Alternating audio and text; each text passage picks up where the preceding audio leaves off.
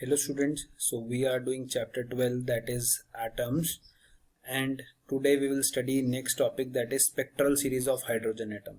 Very important topic for CBSE exams. कल हमने bore theory में हाइड्रोजन एटम पढ़ा था.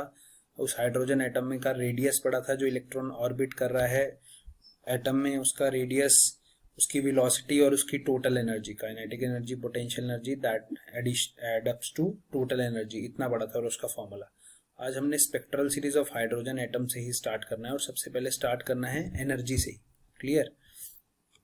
सो हमें पता है जब एटम हायर एक्साइटेड स्टेट से लोअर एक्साइटेड स्टेट में आता है, En2 मतलब जहां पर वो हायर एक्साइटेड स्टेट में है, वहां से अगर लोअर स्टेट में आता है तो वो एक फोटोन रिलीज करता है जिसकी फ्रीक्वेंसी होती है न्यू. सो एनर्जी का difference that is equal to H nu. Clear? ये मैंने आपको प्रीवियस लेक्चर में भी बताया था. तो अब एनर्जी का फॉर्मूला भी पढ़ा था हमने प्रीवियस लेक्चर में, that depends on n square. ये एक फॉर्मूला पढ़ा था, 2π² mk² E4 by h square divide by n square. ये फॉर्मूला पढ़ा था. अगर मैं एक बार इसमें n2 डालूं और एक बार n1 डालूं, एक बार n2 और एक बार n1 डालूं और दोनों को सब्ट्रैक्ट कर दूं, तो मेरे पास क्या आ जाएगा, h nu equal to this. और क्या बोल सकते हैं, h को भी नीचे डिनोमिनेटर में ले जाऊं, h को डिनोमिनेटर में ले जाऊं तो that is equal to this. h नीचे चला गया, एच स्क्वायर क्या बन गया, एच क्यूब. क्लियर? और हमें ये भी रिलेशन पता है कि c क्या होता है, c equal to mu lambda. c क्या होता है, c equal to mu lambda. अब एक डेफिनेशन है वेव नंबर. वेव नंबर, तो वेव नंबर की टर्म्स में हमें इस फॉर्मूला को लिखना है. अगर यहां पर मैं न्यू की जगह c बाय लैम्डा लिखूं, या फिर हम ऐसा बोल सकें c equal to nu lambda होता है, अगर मैं 1 बाय लैम्डा निकालूं वो कितना होगा, न्यू बाय सी. न्यू ये रहा, इससे c से डिवाइड कर दिया, यहां मैं न्यू बाय सी निकालूंगा, वो क्या इक्वल हो जाएगा, 1 बाय लैम्डा के. And 1 by lambda is what, 1 by lambda is wave number. Reciprocal of wavelength is wave number, that is 1 by lambda. ये म्यू बार लगाया इसके ऊपर, mu bar is wave number. Clear? तो मेरे पास यहां जो म्यू बार आया, ये जो वेव नंबर में म्यू बार आया, that wave number equal to some constant. ये सारी चीज कांस्टेंट है, ठीक है. जो ये 1 बाय लैम्डा का मैं फॉर्मूला निकाल रहा हूं, न्यू बार, ये सारी चीज कांस्टेंट है, that is R, some R. इसको रिडबर्ग्स कांस्टेंट बोलते हैं. और ब्रैकेट में same 1 by n1 square minus 1 by n2 square. Clear? यहाँ en2 माइनस en1 था, बट यहाँ 1 बाय n1 आया. क्यों? क्योंकि इसमें एक नेगेटिव साइन आया था.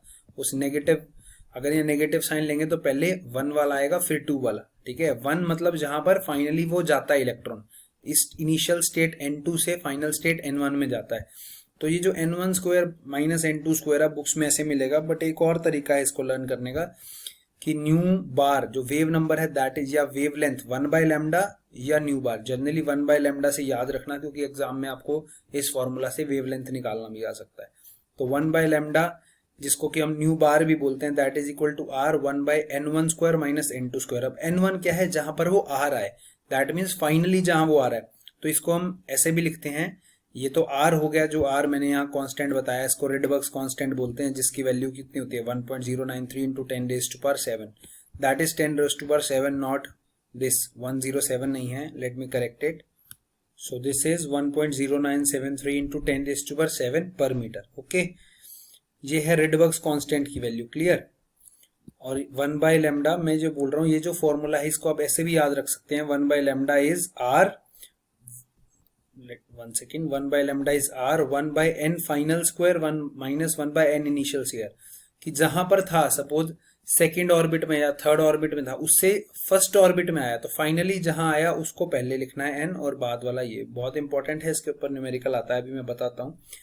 तो ये था मेरे पास 1 बाय लैम्डा का formula, 1 by lambda is R 1 by n final square minus 1 by n initial square. Clear? ये क्या हो गया, 1 बाय लैम्डा का फॉर्मूला हो गया. ठीक है, दोबारा से एक बार देख लो, H nu en2 minus en1, energy की वैल्यू डाली मैंने, माइनस साइन है तो इसलिए मैं यहाँ पहले 1 बाय n1 आया माइनस 1 बाय n2. क्लियर? यहाँ से न्यू निकाला, फिर न्यू बाय सी किया, nu by C equal to 1 by lambda होता है, क्योंकि हमारे को C is equal to nu lambda relation पता है. और 1 बाय लैम्डा क्या होता है, wave number, nu bar. So ये जो कांस्टेंट है, ये पूरा कांस्टेंट क्या है, आर. इसको हम रिडबर्ग्स कांस्टेंट भी बोलते हैं, जिसकी वैल्यू ये है इस आर की. तो ये फॉर्मूला याद रखना है, 1 by lambda is R 1 by N final square minus 1 by N initial square. अब बोहर्स ने एक स्पेक्ट्रल सीरीज दी थी, स्पेक्ट्रल सीरीज 5 तरह की स्पेक्ट्रल सीरीज थी। वो क्या थी उसके बारे में पढ़ते हैं। फर्स्ट सीरीज थी लेमन सीरीज। लेमन सीरीज क्या थी कि जब जो इलेक्ट्रॉन है वो किसी भी ऑर्बिट से सेकंड, थर्ड या फोर्थ ऑर्बिट से जब फर्स्ट ऑर्बिट में आता है, तो देखो यहाँ एन फाइनल था, जो ये एन फाइनल क्या है, यहाँ 1 स्क्वायर ही है, और इनिशियल क्या है, इनिशियल 2 हो सकता है, 3 हो सकता है, 4 हो सकता है। क्लियर, ये यहाँ मैंने n1 n2 लिखा है, इसकी जगह n इनिशियल n फाइनल अगर आप सोचो तो n इनिशियल क्या, सॉरी n फाइनल और n2 क्या है, n इनिशियल। ठीक है, यही है ना, n2 क्या है, n इनिशियल, n1 क्या है, n फाइनल। तो किसी भी ऑर्बिट से second, third, fourth, fifth orbit से जब फर्स्ट ऑर्बिट में आता है तो उसके कॉरेस्पॉन्डिंग जो स्पेक्ट्रल लाइंस आती हैं, ठीक है, जो हमारे को स्पेक्ट्रल लाइंस दिखती हैं, वो उन लाइंस को क्या बोला हमने, लाइमन सीरीज बोला। ठीक है, 1 by lambda is R 1 by 1 square minus 1 by N initial square. देखते हैं स्पेक्ट्रल लाइंस कैसे हैं। सपोज ये फर्स्ट ऑर्बिट है, ये सेकंड ऑर्बिट है, ये थर्ड ऑर्बिट है, ये फोर्थ ऑर्बिट है, ये फिफ्थ ऑर्बिट है, जहां इलेक्ट्रॉन्स जिन ऑर्बिट्स में मूव कर रहा है। क्लियर, ये सिक्स्थ ऑर्बिट है। अब किसी भी ऑर्बिट से, सिक्स्थ ऑर्बिट से, फिफ्थ ऑर्बिट से, फोर्थ ऑर्बिट से, थर्ड से, सेकंड से, ये कहाँ आ रहा है, फर्स्ट में आ रहा है। अब इलेक्ट्रॉन किसी भी ऑर्बिट से अगर फर्स्ट ऑर्बिट में आ रहा है तो जो इसके कॉरेस्पॉन्डिंग जो सीरीज है that is called Lyman series. याद रहेगा। ठीक है, किसी भी ऑर्बिट से, ये 2 3 4 5 6, किसी भी ऑर्बिट से, 6 के आगे भी है, ठीक है ना, किसी भी ऑर्बिट से, जनरली यहीं तक ही आता है क्वेश्चन में, 7 8 9 10 कुछ भी हो सकता है, किसी भी ऑर्बिट से अगर फर्स्ट ऑर्बिट में आ रहा है so that is Lyman series. Clear, ऐसे ही किसी भी ऑर्बिट से अगर सेकंड ऑर्बिट में आ रहा है, अब ये देखो n2 में है, ये सारे एरोस कहाँ आ रहे हैं, n2 में, तो उसको हम एक और नाम देते हैं, दैट इज बाल्मर सीरीज। किसी भी ऑर्बिट से n3, मतलब यहाँ फॉर्मूला में क्या हो जाएगा, फाइनल क्या हो जाएगा, 3 square minus 1 by N initial square, initial कुछ भी हो सकता है बट फाइनली थर्ड ऑर्बिट में आ रहा है, दैट इज पास्चन सीरीज। किसी भी ऑर्बिट से फोर्थ ऑर्बिट में आ रहा है, दैट इज ब्रैकेट सीरीज। तो ये 6 से और ये 5th से 4th में, और किसी भी ऑर्बिट से फर्दर 6 के आगे भी हो सकते हैं, उससे अगर 5th ऑर्बिट में आया दैट इज पास्चन सीरीज। ठीक है, तो 1 2 3 4 5 ही हमारा फाइनल होगा। यहाँ जैसे 1 स्क्वायर लिखा है लाइमन सीरीज के लिए, बाल्मर सीरीज के लिए क्या होगा, 1 की जगह यस 2 स्क्वायर होगा। इनिशियली कोई भी हो सकता है, 3 4 5 6। ठीक है, ये क्या है, फर्स्ट ऑर्बिट। ठीक है ना, फर्स्ट ऑर्बिट या ग्राउंड स्टेट भी बोलते हैं इसको, n1 को ग्राउंड स्टेट। n2 क्या होगा, सेकंड ऑर्बिट या first excited state. Ground state के बाद n2 क्या होगा, सेकंड ऑर्बिट या फर्स्ट एक्साइटेड स्टेट। क्लियर, तो ये लाइमन सीरीज का फॉर्मूला है। ऐसे ही हमारे पास बाल्मर सीरीज का फॉर्मूला है, जिसमें n फाइनल क्या हो जाएगा, 2 स्क्वायर हो जाएगा, और इनिशियल 3 4 5 6 कुछ भी हो सकता है, 1 नहीं हो सकता। अब यहाँ फाइनल क्या है, 2 में आ सकता है, तो 2 से आगे वाली ऑर्बिट 3 4 5 6, मतलब बाल्मर सीरीज के लिए जो ग्राउंड स्टेट है वो कितनी है, यस 2 वाली है, सेकंड ऑर्बिट उसकी ग्राउंड स्टेट है। तो बाल्मर सीरीज की फर्स्ट एक्साइटेड स्टेट कितनी होगी, 3 वाली होगी। n2 जो इसमें, जिसमें n उससे जो सेकंड है n इनिशियल है वो क्या होगा, 3। सेकंड एक्साइटेड की स्टेट कौन सी होगी, 4, उससे अगली कितनी होगी, 5। क्लियर, फिर पास्चन सीरीज वहां फाइनली कहाँ आता है, थर्ड ऑर्बिट में आता है, तो इसके लिए ग्राउंड स्टेट थर्ड ऑर्बिट है, इसकी फर्स्ट एक्साइटेड स्टेट कितनी होगी, 4th। ठीक है ना, ग्राउंड स्टेट इसकी थर्ड है, तो इससे अगली वाली एक्साइटेड स्टेट 4th ही होगी। तो 4th यहाँ 4 स्क्वायर से 3 स्क्वायर में आए, 5th से इसमें आए। क्वेश्चन क्या आता है, क्वेश्चन ये आता है कि find the value of wavelength when electron jumps from first excited state of Paschen series. ठीक है, तो फर्स्ट एक्साइटेड स्टेट क्या है, फर्स्ट एक्साइटेड स्टेट हमेशा n इक्वल टू 2 नहीं है, पास्चन के लिए ग्राउंड स्टेट क्या है, 3, तो पास्चन की फर्स्ट एक्साइटेड स्टेट क्या है, 4। तो यहाँ r की तो कांस्टेंट हम लिख सकते हैं, उसकी वैल्यू 1.093 इंटू 10⁻⁻7 पर मीटर। तो 1/3 square minus first excited state कहाँ से आ रहा है, 1/4 स्क्वायर, इनिशियली 4 से कहाँ आ रहा है, 3 में, तो ये है पास्चन सीरीज। ऐसे ही ब्रैकेट सीरीज जिसमें n फाइनल कितना है, 4, और ये जो फंड सीरीज है इसमें कितना है, 1 by lambda r is 1/5 square minus 1/n square. Clear, तो इसमें कितना है फाइनल 5। किसी भी ऑर्बिट से, कोई भी आगे वाली ऑर्बिट से 5th ऑर्बिट में जब आएगा तो उसका सीरीज का नाम क्या होगा, फंड सीरीज।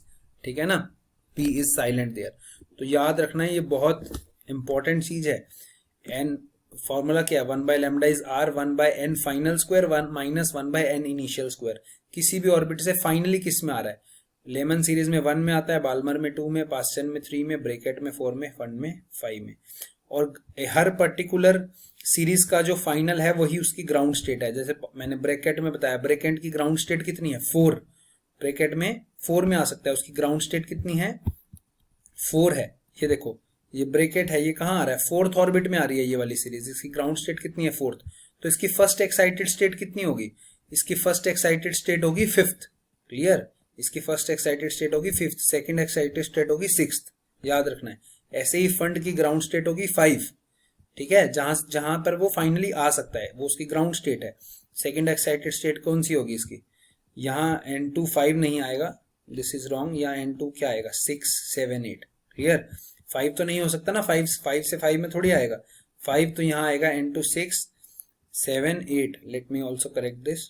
तो ये फंड में इसका ग्राउंड स्टेट है 5 और इसका फर्स्ट एक्साइटेड स्टेट क्या होगा 6, second excited state 7, third excited state 8। Clear, तो ये स्पेक्ट्रल सीरीज है, बहुत इंपॉर्टेंट है। Clear, Lyman, Balmer, Paschen, Brackett, Pfund 5 spectral series हैं और उसका 1/λ उसका वेवलेंथ का फॉर्मूला, वेवलेंथ निकालनी आएगी तो इसका रेसिप्रोकल कर देना है। ठीक है, यहाँ इसका एलसीएम लेके जो भी आंसर आएगा उसका रेसिप्रोकल। क्लियर, तो इसके कॉरेस्पॉन्डिंग ही एनर्जी लेवल डायग्राम भी बनते हैं स्पेक्ट्रल सीरीज के कॉरेस्पॉन्डिंग। आइए देखते हैं एनर्जी लेवल डायग्राम होता क्या है। A diagram in which energy of different stationary states of an atom is represented by parallel horizontal lines drawn according to energy. तो उसका एनर्जी के अकॉर्डिंग पैरेलल हॉरिजॉन्टल लाइंस बनाते हैं।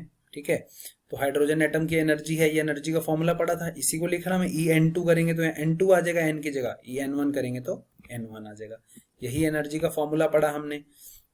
हाइड्रोजन के लिए Z की वैल्यू 1 है, तो बाकी सब कांस्टेंट, जब हम बाकी सब 2 की वैल्यू 2 तो हमें पता है क्या होता है, पाई की वैल्यू पता है, मास ऑफ इलेक्ट्रॉन पता है, इलेक्ट्रोस्टैटिक कांस्टेंट पता है, Z की वैल्यू हाइड्रोजन के लिए 1 है, E की वैल्यू पता है 1.6 इंटू 10⁻⁻19 कूलम। ये सब वैल्यूज डालेंगे तो जो En है, n को छोड़ देंगे, प्लैंक्स कांस्टेंट भी पता है, तो En की वैल्यू आएगी -13.6 डिवाइड बाय n स्क्वायर। ठीक है ना, nth ऑर्बिट की जो एनर्जी है उसकी वैल्यू कितनी आई -13.6 divide by n square electron volt में। क्लियर है, तो जब हम यहाँ n की वैल्यू 1 डालेंगे ग्राउंड स्टेट तो उसकी एनर्जी कितनी होगी -13.6 इलेक्ट्रॉन वोल्ट।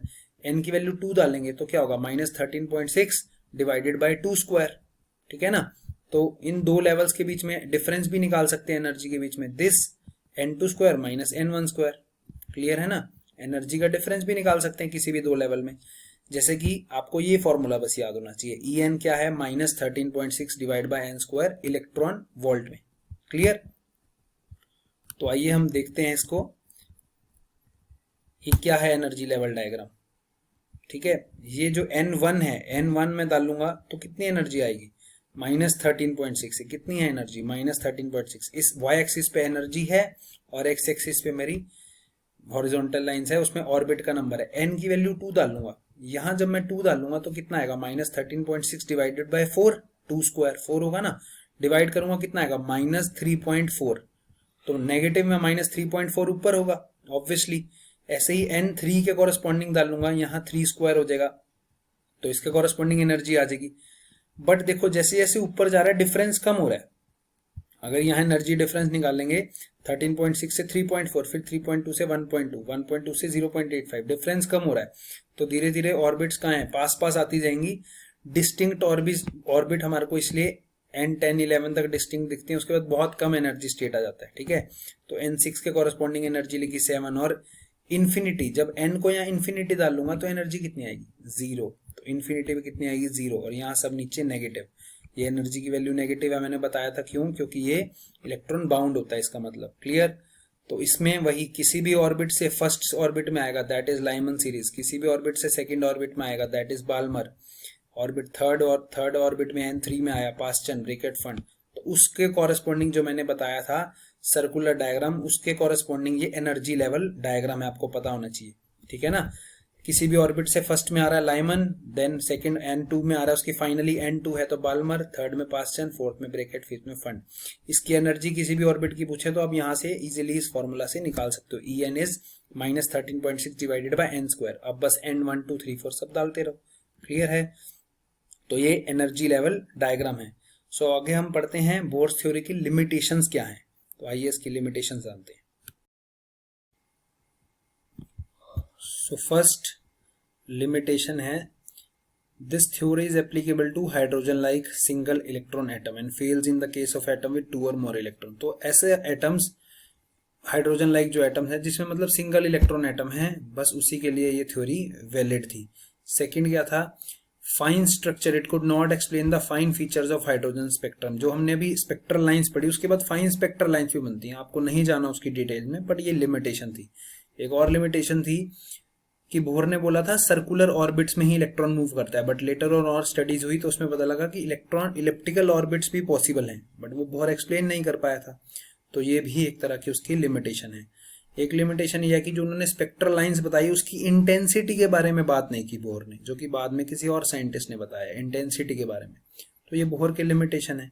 और एक और लिमिटेशन ये है कि फर्दर ये जो लाइन स्प्लिटिंग है जो मैंने बताया N1 2 3 4, ये फर्दर आगे भी स्प्लिट होती हैं। इसमें कुछ जीमान इफेक्ट या स्टार्क इफेक्ट, मतलब इसमें मैग्नेटिक फील्ड लगाई जाए एटम पे या इलेक्ट्रिक फील्ड लगाई जाए तो ये फर्दर भी आगे स्प्लिट होती हैं, और ये भी बोहर एक्सप्लेन नहीं कर पाया था। तो ये जस्ट लिमिटेशंस हैं। जीमान इफेक्ट, स्टार्क इफेक्ट क्या होता है आपको नहीं जानना, इंटेंसिटी रिलेटिव नहीं जानना, बस आपको पता होनी चाहिए कि ये लिमिटेशंस हैं वो। क्लियर। अब इसके बाद नेक्स्ट कुछ डेफिनेशंस हैं, उसके बारे में पता होना चाहिए, उसके ऊपर कई बार क्वेश्चन आ जाता है एग्जाम में।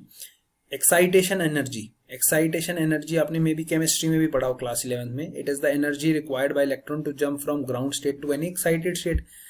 एक इलेक्ट्रॉन N1 में है, सपोज फर्स्ट ऑर्बिट में है, ग्राउंड स्टेट में है, उसको फिफ्थ ऑर्बिट में पहुंचाना है, तो मुझे कुछ एनर्जी देनी पड़ेगी ना। कितनी एनर्जी देनी पड़ेगी उसको ग्राउंड स्टेट से एक्साइटेड स्टेट में पहुंचाने के लिए, दैट इज एक्साइटेशन एनर्जी। तो फर्स्ट एक्साइटेशन एनर्जी की बात करें, फर्स्ट एक्साइटेशन एनर्जी होता है ग्राउंड स्टेट से फर्स्ट एक्साइटेड स्टेट में पहुंचाने के लिए। तो E2 क्या है, first excited state, second, first क्या है ग्राउंड स्टेट, तो E2 माइनस E1 कर देंगे, वही वाला फॉर्मूला -13.6 बाई n स्क्वायर वो लगाएंगे, दोनों को करेंगे माइनस माइनस या प्लस हो जाएगा 10.2। दोनों के बीच में डिफरेंस कितना है, -10.2 इलेक्ट्रॉन वोल्ट का। तो मैं 10.2 इलेक्ट्रॉन वोल्ट एनर्जी दूंगा तभी तो वो ग्राउंड स्टेट से फर्स्ट एक्साइटेड स्टेट में चला जाएगा। क्लियर। ऐसे ही सेकंड एक्साइटेड स्टेट क्या होगी, ग्राउंड स्टेट से N3 में जाना। फर्स्ट एक्साइटेड स्टेट क्या है, second N2, second excited state क्या है N3। तो this energy required to jump electron from ground state to higher excited state is excitation energy. Second is ionization energy, उसको ionize ही कर देना, मतलब उसको कंप्लीटली इलेक्ट्रॉन को एटम से ही बाहर निकाल देना। एटम से बाहर निकालने का मतलब क्या है, उसको इन्फिनिटी पे पहुंचा देना। ठीक है, तो आयोनाइजेशन एनर्जी कैसे होगी, ग्राउंड स्टेट से इन्फिनिटी पे, ई इन्फिनिटी, और इन्फिनिटी पे एनर्जी क्या होती है -13.6 डिवाइड बाय 0 स्क्वायर, डिवाइड है 0 स्क्वायर, तो इन्फिनिटी पे एनर्जी क्या है 0, 0 माइनस 13.6 दैट इन 13.6। अब देखो, अब ग्राउंड स्टेट पे एनर्जी कितनी थी -13.6 इलेक्ट्रॉन वोल्ट, तो इतनी ही मैं पॉजिटिव एनर्जी दे दूंगा +13.6 इलेक्ट्रॉन वोल्ट, तो टोटल क्या हो जाएगी 0, और 0 का होगा इन्फिनिटी पे, तो ये आयोनाइजेशन एनर्जी है। Clear. So it is the energy required to completely knock an electron from the atom, that is ionization energy. Same corresponding to these two energies we have potentials. ये देखो, ये energy जो है, ये energy किस में थी, इलेक्ट्रॉन वोल्ट में थी। इलेक्ट्रॉन मतलब चार्ज, इलेक्ट्रॉन वोल्ट मैंने आपको बताया था dual nature of matter and radiation में। इलेक्ट्रॉन वोल्ट क्या होता है कि अगर एक इलेक्ट्रॉन जिसको 1 वोल्ट पोटेंशियल दे दिया जाए तो वो उसने काइनेटिक एनर्जी से एक्सीलरेट करे, ठीक है, दैट इज इलेक्ट्रॉन वोल्ट। तो इलेक्ट्रॉन वोल्ट इसमें Q इंटू V है, तो V क्या है, पोटेंशियल। तो एक्साइटेशन एनर्जी के कॉरेस्पॉन्डिंग एक्साइटेशन पोटेंशियल क्या होगा, सो it is that accelerating potential which gives to a bombarding electron sufficient energy to excite the target atom by raising one of its electron from inner to outer orbit। तो इतना potential, excitation potential क्या, उतना potential जो कि दिया जाए, जो electron अगर हम बॉम्बार्ड करा रहे हैं किसी एटम पे, ताकि वो उतनी एनर्जी उस एटम वाले इलेक्ट्रॉन को दे दे ताकि वो एक इनर ऑर्बिट से आउटर ऑर्बिट में चला। जैसे फर्स्ट एक्साइटेशन पोटेंशियल ही है, तो फर्स्ट एक्साइटेशन एनर्जी कितनी थी 10.2 इलेक्ट्रॉन वोल्ट, तो इसके कॉरेस्पॉन्डिंग कितना पोटेंशियल देना पड़ेगा 10.2 वोल्ट। ठीक है, 10.2 वोल्ट। ऐसे ही सेकंड एक्साइटेशन पोटेंशियल कितना होगा, जितनी एनर्जी है उसके कॉरेस्पॉन्डिंग पोटेंशियल कितना होगा 12.05 इलेक्ट्रॉन वोल्ट के कॉरेस्पॉन्डिंग 12.09 वोल्ट। जैसे एक्साइटेशन पोटेंशियल है ऐसे ही आयोनाइजेशन पोटेंशियल है। आयोनाइजेशन पोटेंशियल अब आप समझ गए होंगे, ये तो सिंगल ही वैल्यू होगी, मतलब ग्राउंड स्टेट से इन्फिनिटी पे भेजने के लिए, आयनाइज करने के लिए एटम को हमें कितनी एनर्जी चाहिए होती है? 13.6 इलेक्ट्रॉन वोल्ट। तो उसके कॉरेस्पॉन्डिंग पोटेंशियल कितना चाहिए होगा? 13.6 volt. So it is that accelerating potential which gives to bombarding electron sufficient energy to ionize the target by knocking one of its electron completely out of atom. So this is ionization potential, that is 13.6 electron volt. ठीक है ना। अगर यहां आपसे पूछ लें second ionization potential तो क्या होगा? E2 से E इंफिनिटी। ठीक है ना, ये फर्स्ट आयोनाइजेशन एनर्जी है। सेकंड पूछे तो मतलब E2 से E इंफिनिटी, तो यहाँ E इंफिनिटी माइनस E2 डाल देना है। क्लियर? ऐसे ही उसके कॉरेस्पॉन्डिंग सेकंड आयोनाइजेशन पोटेंशियल होगा। ठीक है, समझ आ गई बात? So these are some 4 different definitions: excitation energy, ionization energy, excitation potential and ionization potential. Clear? So ये एटम्स चैप्टर से रिलेटेड जितना भी टॉपिक्स था आपके सिलेबस में मैंने आपको पढ़ाया है। इसमें सबसे पहले थॉमसन मॉडल पढ़ा, देन रदरफोर्ड मॉडल पढ़ा, रदरफोर्ड मॉडल और उसकी लिमिटेशंस के बारे में बात करी। फिर बोहर मॉडल पढ़ा जिसमें हमने बोला कि इलेक्ट्रॉन सर्कुलर ऑर्बिट में मूव करता है। ठीक है ना, एक सर्कुलर ऑर्बिट में मूव करता है तो उसके रेडियस के बारे में बात करी, उसकी वेलोसिटी के बारे में बात करी और उसकी टोटल एनर्जी जिस किसी भी अगर ऑर्बिट में घूम रहा है एन की टर्म्स में लिख ली, एन नंबर की टर्म में। ठीक है ना, 1 2 3 4 कुछ भी हो सकता है। अब फिर उस एनर्जी का difference is equal to H nu होता है। मतलब कभी भी एक स्टेट से दूसरी स्टेट में इलेक्ट्रॉन जाएगा तो एक फोटोन रिलीज करेगा, या नीचे वाली स्टेट से ऊपर वाली स्टेट में जाएगा तो एक फोटोन को अब्सॉर्ब करके ही ऊपर जा सकता है। ठीक है ना, और हायर से लोअर आएगा तो एक फोटोन को रिलीज कर सकता है। तो उससे हमने क्या बात करी? वेव नंबर और 1/λ का फॉर्मूला निकाला। 1/λ is r is Rydberg's constant और ब्रैकेट में 1/n final square minus 1/n initial square. r की वैल्यू याद रखनी है 1.097 इंटू 10⁻⁷ पर मीटर। वैल्यू तो एग्जाम में दी होगी पर उसका यूनिट जरूर याद रखना है, डायरेक्टली भी कई बार पूछ लेते हैं। Per metre, y per metre? Because that is 1/λ। 1/λ is per metre, lambda की मीटर होती है तो 1/λ पर मीटर, मीटर -1। क्लियर? उसके बाद उसके कॉरेस्पॉन्डिंग हमने 5 सीरीज पढ़ी, Lyman, Balmer, Paschen, Brackett, Pfund. उन 5 सीरीज में फर्स्ट सीरीज लेमन में क्या होगा? फाइनली कहाँ आना चाहेगा? 1 में, तो 1 square minus 1/n initial square, initial 2 3 4 5 हो सकता है। लेमन बाल्मर में n फाइनल क्या है? 2, ब्रैकेट में क्या है? n final 3। Lemon Barmer Paschen में 3, ब्रैकेट में क्या है? 4 और फंड में क्या है? 5। ग्राउंड स्टेट उसकी वही होगी जो उसकी फाइनल स्टेट है, n1 n2 n3 n4 n5। ठीक है ना। फर्स्ट एक्साइटेड स्टेट क्या होगी? उससे अगली स्टेट, जैसे कि लेमन बार्मर पास्चन, पास्चन में फाइनली वो थर्ड स्टेट में आता है तो वो उसकी ग्राउंड स्टेट है। उसकी फर्स्ट एक्साइटेड स्टेट क्या होगी? n = 4। सेकेंड एक्साइटेड स्टेट क्या होगी? n = 5। तो ये याद रखना है। क्लियर? उसके बाद हमने बोहर्स थ्योरी की लिमिटेशन पढ़ी और लास्ट में ये 4 डेफिनेशन। ठीक। सो this is all about your atoms chapter. If you still have any doubt, you can ask me. Thank you.